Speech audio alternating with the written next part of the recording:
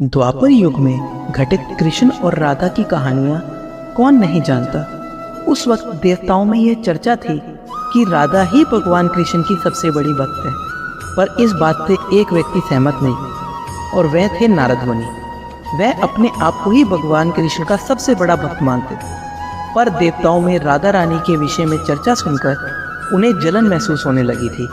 नारद मुनि के स्वभाव से भगवान कृष्ण भी अच्छी तरह अवगत थे। एक दिन नारद मुनि कृष्ण भगवान से मिलने द्वारकापुरी गए थे। उन्हें आता देख भगवान श्री कृष्ण अपना सिर पकड़कर बैठ गए। मुनिवर ने उन्हें देखते ही पूछा, क्या हुआ प्रभु, आप यूं सिर पकड़कर क्यों बैठे हैं? उस पर द्वारकाधीश ने उत्तर दिया, मुनिवर, आज हमें सिर में बहुत पीड़ा हो रही है। नारद बोले, तो प्रभु, इस पीड़ा को मिटाने का कोई उपाय है? कृष्ण ने कहा, हाँ, उपाय तो है। अगर मेरा सबसे बड़ा भक्त अपने चरण धोकर उसका चरणामृत मुझे पिलाएगा तो मेरा सिरदर्द पल भर में ठीक हो जाएगा। कृष्ण के मुख से यह उपाय सुनकर कुछ पल के लिए मुनिवर सोच में पड़ गए कि हूँ तो मैं ही सबसे बड़ा भक्त, लेकिन अगर मैं अपने पैर धोकर उसका चरणामृत प्रभु को पिलाऊंगा तो मुझे नरक जाने जितना महापाप लगेगा। परंतु राधा को भी तो कृष्ण का सबसे बड़ा भक्त मानते हैं।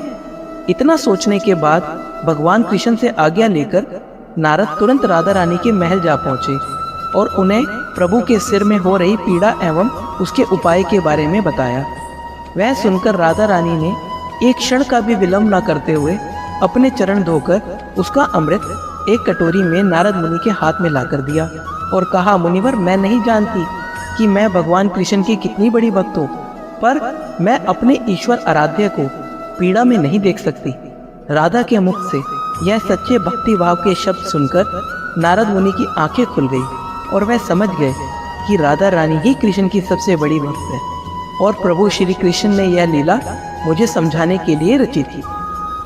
तो दोस्तों, अगर आपको ये कहानी पसंद आई है तो प्लीज़ इसे लाइक कर दीजिए और अपने दोस्तों के साथ शेयर कीजिए और मेरे चैनल को सब्सक्राइब कर दीजिए। Thank you very much.